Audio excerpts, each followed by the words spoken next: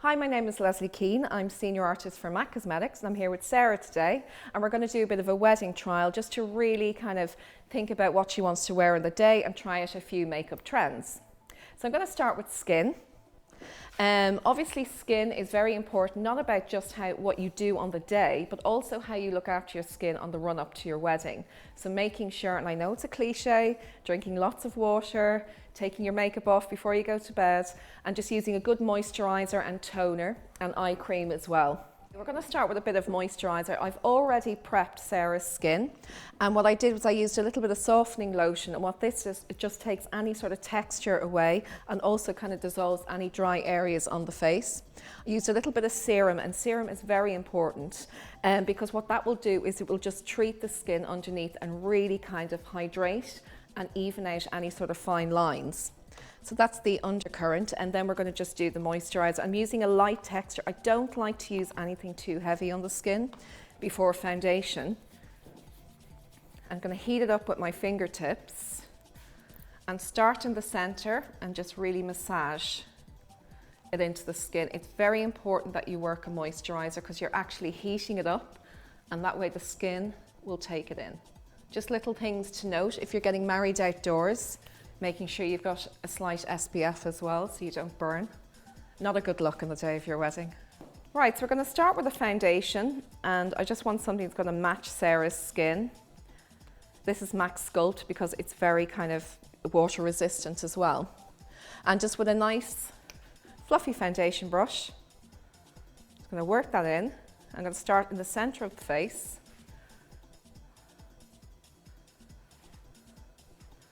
On the T-zone and on the chin. I know that tan is a huge trend, but I think if you start with your foundation to match your skin, then you can add tan later with a bronzer or a blusher. That way it will just look really fresh all day. If you apply a darker foundation on your face to kind of work as a tan, what you will find, the foundation will wear away, and then you'll just be left with your own skin color coming through, and it will start to look a bit patchy. Just avoid the eye area at this point because we're going to use a separate concealer.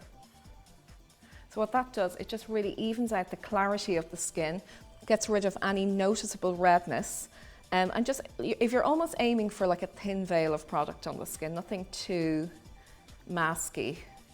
Now the next stage is concealing, and concealing is quite important because what you're doing is you're just targeting the areas of your skin that have challenges. So I'm just going to work a little bit around here. And what we're doing is we're going for a smaller brush. I tend to use a concealer that is more of a yellow tone or a cool tone.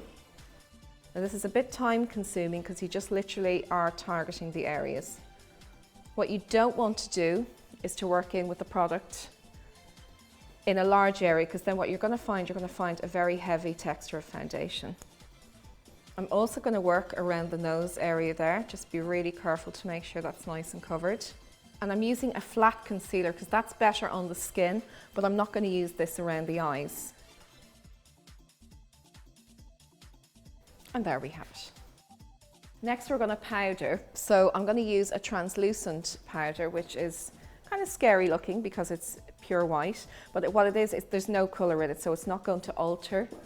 So what I'm doing is I'm powdering down the center, and the reason I'm doing that is I want to keep those nice sort of beams of light on the outer part of the face.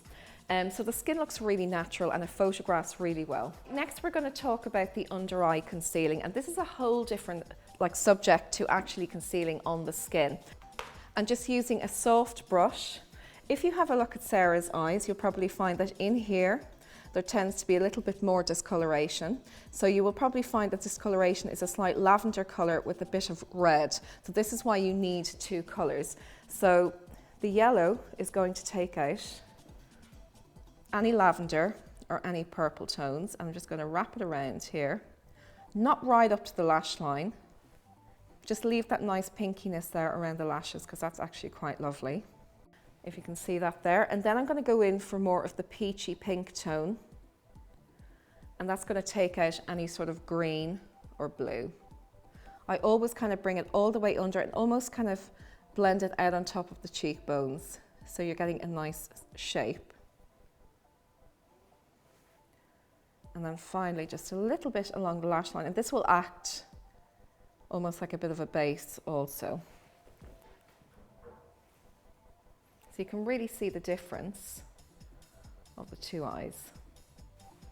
Now to finish that off, I'm going to do a slight dusting of translucent powder again. Now people are always quite concerned about powder underneath the eye. What that will do is it will set the concealer and stop it from moving. And nowadays powders are so translucent that they're actually, you know, quite good underneath the eye because they literally soften any texture and stop the product from creasing. Right, so that's it for the skin. So what we have is just a nice even tone all the way through. And now what I'm going to do is I'm going to add a little bit of colour and a bit of blush. And what I like to do is just use a few different tones. I'm going to go for something that's quite beige to give the contours, and then I'm going to add a little bit of colour to give it almost like a slight highlight to the actual cheek. And just on the tip of the brush, like so, just literally blending down and almost kind of wrapping it around the cheekbone. And what you're left is this lovely beam of light created by the foundation. You can also do it underneath the chin or along the jawline if needs be. So if you're having an issue finding the cheekbone, just literally get your client or yourself just suck in your cheekbone and you'll just see it a little bit easier.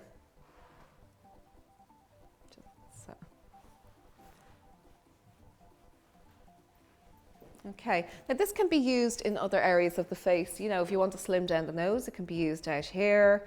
You know, it can also be used to alter the shape of the face. If you've got a square jawline, you're going to come back and just take this whole area out here. But Sarah's got almost like a heart-shaped face, so just along underneath the cheekbone is enough. I'm going to go for the nice lighter colour now. Anything like pinks or peaches. And if you just smile for me, Sarah, and I'm just going to buff this along the apples of the cheeks.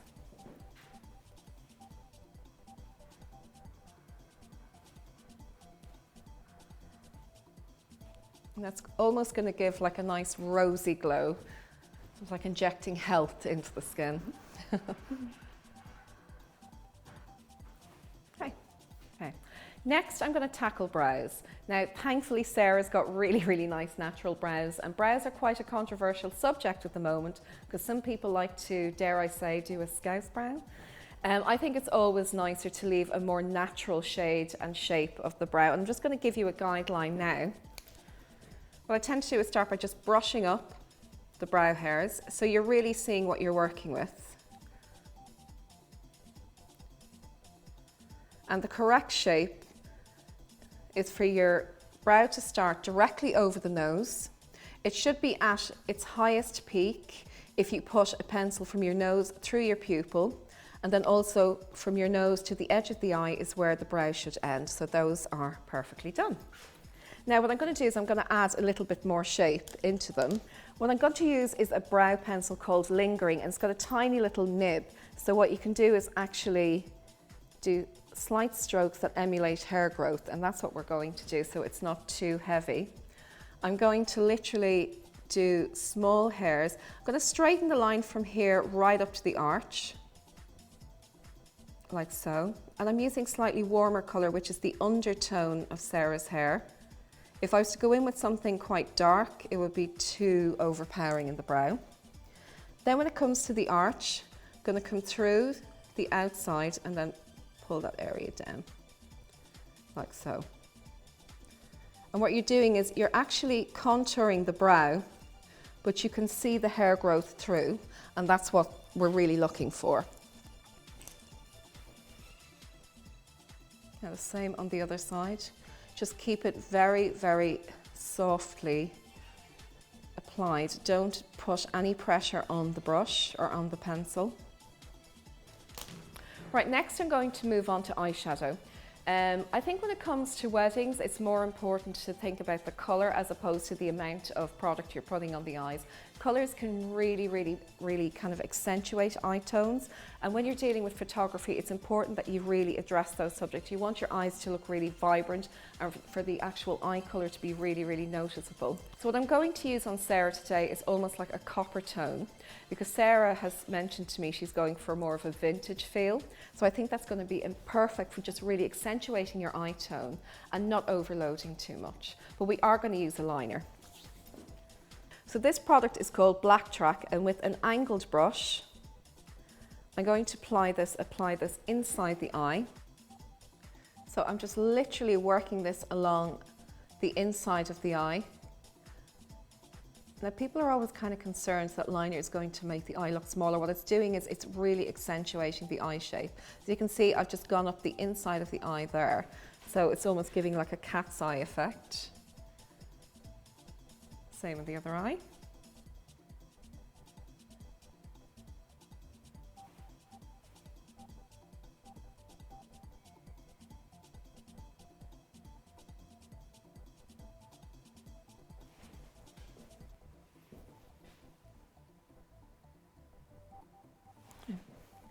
So you can see you're almost getting that slightly smoky feel to the eye.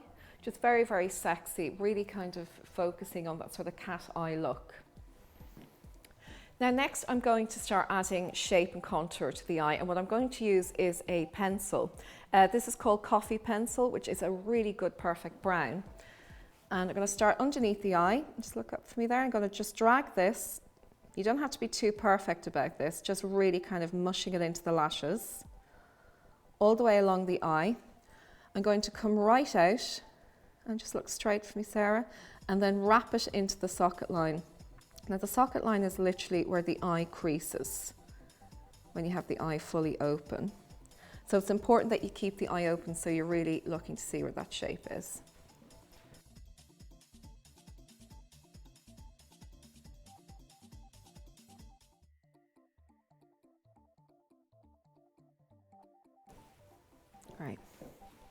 Right, I'm going to use the pencil brush first. This little one here, it's actually called a 219. Like so. Just mushing that out. And then I'm going to blend the product out in the socket line. It is literally the quickest way to do an eyeshadow, and it's what we do backstage all the time during Fashion Week, because it's just so quick. And the fact that it's a cream, it just gives a lovely sheen to the surface of the skin, which I just feel looks much more modern. Like so. Now, next we're going for the colour. So this is a copper paint pot, and it's called Indian Wood, and it has an amazing reflective, almost like a brassy tone. I'm using like a medium blending brush, and what I'm going to do is just work over the lid in almost like a buffing motion. So you're applying and polishing the product up so it looks really metallic. I'm going to blend over the socket line and just extend that product outwards. When you actually dip the brush into the product, apply it on the lid first of all, so when you've got kind of a small amount of product left, you can work that outwards. Don't dip it and start on the outside of the eye, because you've nowhere to blend it out. Just keep it really, really soft. I'm also going to drag that brush underneath the eye just slightly, just so it really kind of melts into the upper eye. I'm just picking up all those lovely reflex. Now, I'm just going to add a bit more smokiness to the eye. I'm going to go back to my pencil brush. I'm going to use this darker sort of rustic shade called Embark. And close to me, I'm going to just literally darken the outside very, very lightly. You don't want to overdo this. And then I'm just going to buff that out with the brush I used previously.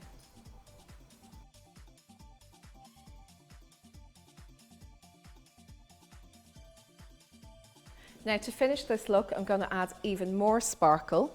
So I'm using a Pro product, and this is available online from our Pro store in Covent Garden in London. And it's a really definite metallic rose pigment. And it's called Bronze Copper. I'm going to press that just across the lid. And just over the paint pot, it becomes really, really ultra metallic.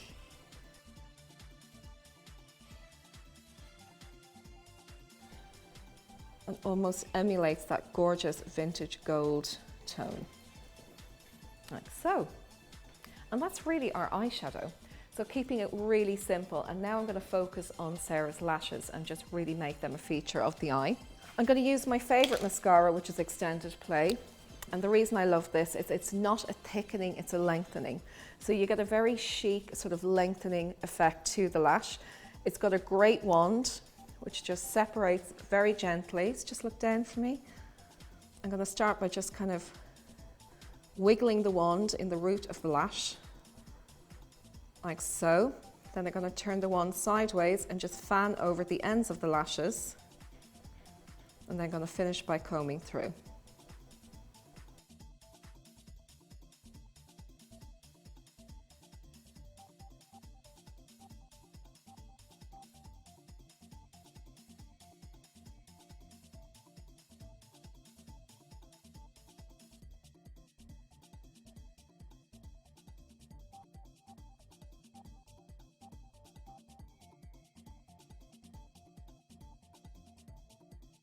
I'm also going to drag the wand underneath and just using the tip, I'm going to apply and separate each lash.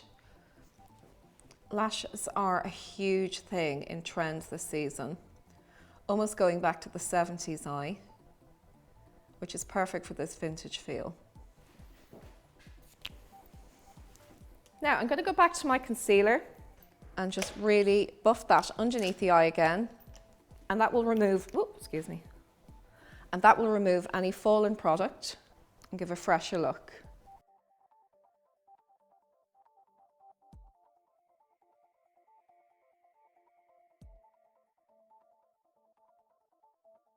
Now we're at the lip stage, and this is something that really needs to complement the eye colour. Because we've made a feature of the eye, I'm going to go lighter on the lips, but I'm going to use a bit of a lip liner first.